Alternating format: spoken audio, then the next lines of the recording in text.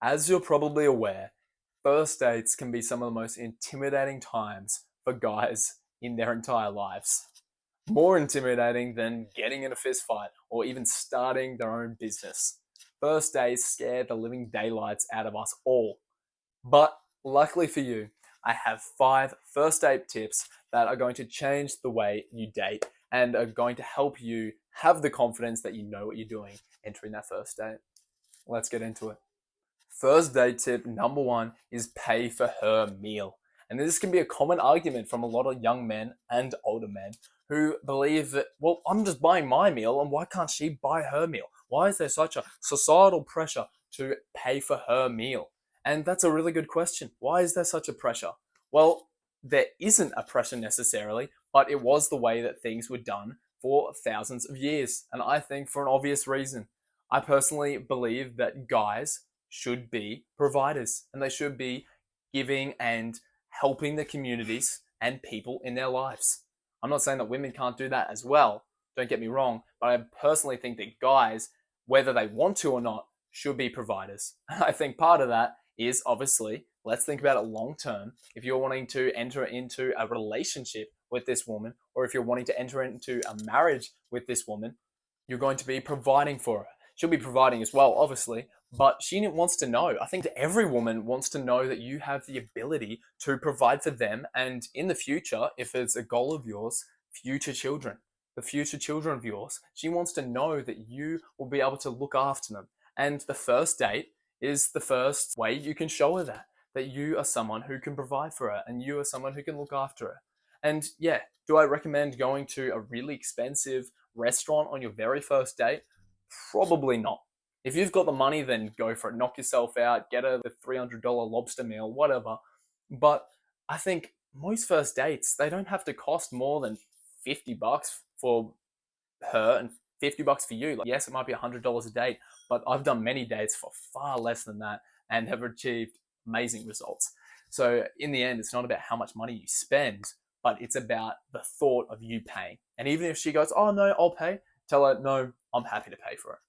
And I guess to answer the argument of, well, why can't the girl just pay? Why does the guy have to pay? I would say if you haven't got the money to buy her a meal, you shouldn't be dating. Because in the end, relationships cost. They really do. Relationships are a sacrifice. They cost your time, attention, focus, and one of those things is money as well. Money is a super big factor in a lot of relationships. It's the number one reason why couples divorce and break up. So I think it's a great way to start off in the first foot by showing her that you have the money to look after her, even if you are not looking after her. My second tip seems pretty straightforward, but it still needs saying is look your best.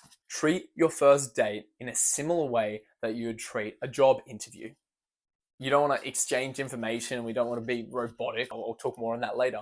But you are getting to know this other person. And to say it bluntly, like to break down the human psychology behind relationships, people are entering relationships because the other person has something that they want. For most guys, they're entering into a relationship or a marriage because they want sex. That's one of the driving factors for a lot of guys. They want sexual gratification that woman, an attractive woman, or someone the guy finds attractive, is can offer that man. And for a lot of women, not all, but a lot are looking for financial stability. And they're looking for someone to start a family with. And this is just breaking down human psychology. And does this apply for everyone? No. But treat it the same way you treat a job interview. Look your best. Focus on having a clean, fresh haircut. Focus on getting rid of the acne and cleaning up your skin. Obviously, I understand that can be hard to control, but you can always get on acne medication. That's what I'm on. Everything is possible. Dress well. So, for example, right now I'm just wearing a basic button up shirt. It's nothing special, and it is extremely hot. I live in Australia, and right now it's our summer. But dress well, look your best. Showing up in dirty, creased clothes or showing up with a pair of thongs in your feet. For the Americans, calm down. Thongs, flip flops in America, so it's okay. But Focus on your appearance. Focus on your breath. That's a big one. I always carry a pack of 5 gum on me. I'm obsessed with having fresh, clean, minty breath because it's one of the biggest turn-offs I find, for me personally, when someone has really bad breath. And we all know that person or that teacher, that person who had horrendous breath, like the coffee and it kind of smelled like backside. It was that bad. It was like, ooh. So don't be that guy.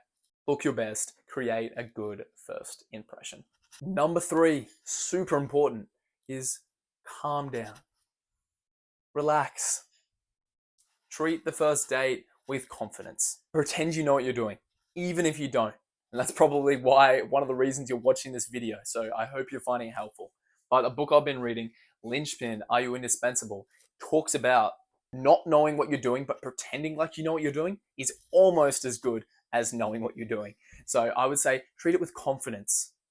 Take a breath. I find one of the things that always happens to me when I'm trying to impress people, and often this can be on a first date, but it could be at work or it could be around someone that you're hoping they think highly of you, whatever it is.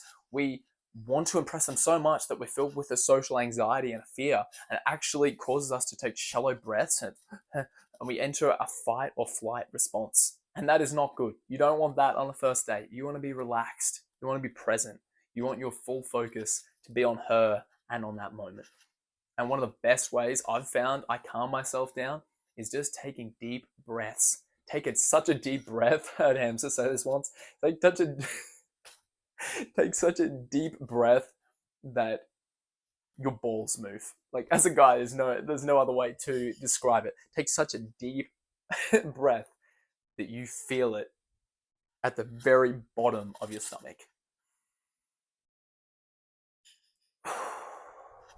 Deep breaths. Focus on being relaxed and calm for the date. Number 4, that also connects to number 3, is choose a good location. And when I say choose a good location, what makes a good location? A location that you are comfortable with matters most, I would say. Make sure it's a place that you know well. Make sure it's a location that you know which place is where, and you have good suggestions of, oh, we'll eat here and we'll do this.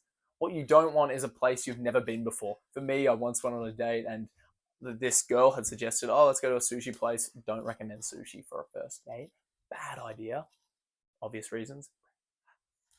Bad. Anyway, she suggested this sushi place and I agreed to it. I was like, oh yeah, sure. I thought it was a further sushi place that was further away, that it was a nice atmosphere, it was a good place. But the sushi place she had recommended, or that she had said, oh, do you want to go here? It was not a good place.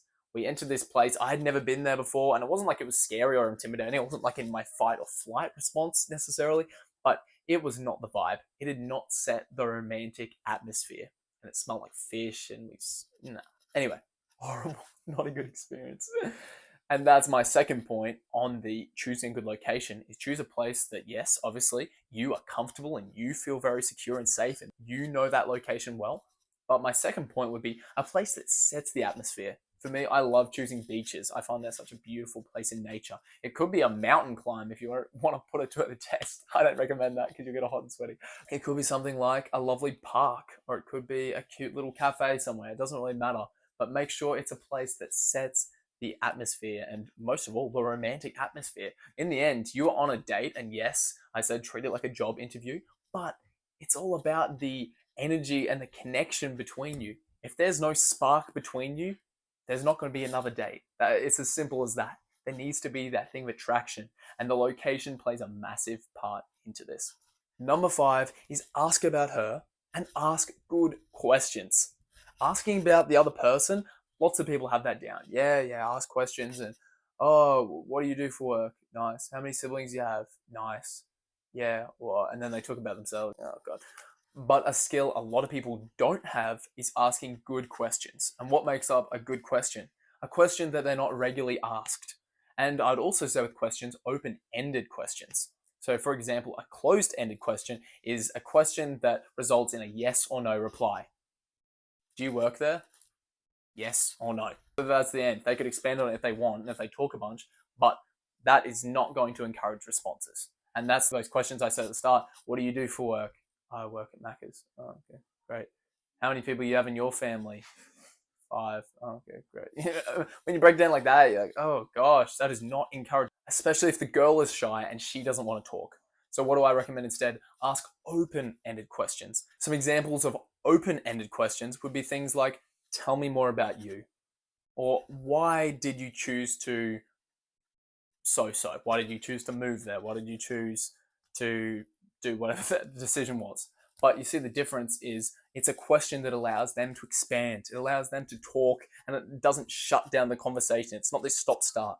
And as I said before, yes, it's like a job interview or a dress to impress, but it's not just an exchange of information similar to a job interview. And even I would argue with job interviews, it's also about the energies and how well you get along. Because in the end, people love working with people they get along well with. Anyway, but as far as the date, you want the chemistry to be there. And if you're just treating a date like it's an exchange of information and we are two robots, we've already got the AI stuff coming along. We don't need that. People are going on a date to interact with a real person. They want to get to know you and they want to understand more, but they also want to feel the energy and understand who you are as a person, what makes you tick. And asking open-ended questions is going to be a great way to do this. For some examples of really good questions, Google is going to be your best friend. You could go ask ChatGPT. Otherwise, I'll put in the description some questions that I've found have worked really well for me. Just questions that girls are not regularly asked and ways that you're going to discover more about them compared to if you just did the usual, where do you work and where are you from and the kind of basic stuff. And number 6, a bonus tip just for you is don't be needy after the date. What does that look like? Often it's going to be the next day. I recommend doing first dates at night. It sets the romantic vibe. But don't be needy after. It is such a regular thing of guys after the date. What's our first impulse? Especially if you're heavily attracted to someone and the first date went really well. We want to message them and we want to connect with them and how are you and all this and ooh, and your emotions is going hard, or I can think of another place that's going hard. But anyway, don't be needy after the date. If you need to put your phone away or if you need to mute your notifications, whatever it is, let her message you back first. In the end, that's the way I personally think works best. I was going to say that's the way it should be, but in the end, you do whatever suits you. But I found what works best for me is let them respond back first. Because in the end, if the woman doesn't want to do another date, you're not going to get another date. It's as simple as that. Let her gauge the interest of how much potential there is for a second date, and also gauge, is there possibility that this could be a future relationship? That kind of thing. Don't be needy. For me personally, I have a story where there was this girl that I liked for ages and I've been really like simpy and stuff, and that would probably put her off. But I started getting more into self-improvement and I started listening to podcasts and understanding women a lot more. And I went, oh my gosh, I'm messaging way too much. Anyway, and eventually got to the point where it was a lot more chill and relaxed. And after some time, I asked her, do you want to hang out? And she said yes. And we went on a date and it went really, really well. It was incredible. And I felt like the chemistry was really good and the entire night was magic. But the next day, I was still so infatuated, and your mind's just constantly on them, and obviously the emotions are raging high, whatever. And I was messaging her like, "Oh, so how's your morning been?" Because I hadn't heard from her in like an hour, and I got one snap from her. I don't have Snap now, don't recommend that. Anyway, but I've never heard from her again since that day. Not even a joke. Like it's as simple as that. Of I came across as too needy. Let them be the needy one. So I hope you found this last tip helpful. And most of all, I want to hear your feedback in the comments. I want to hear your opinions, thoughts, suggestions for future videos. Got negative feedback, good feedback, I'd love to hear it. I'm responding to every single comment. If you found this video helpful, check out this one here or this one here. I'll see you in the next one.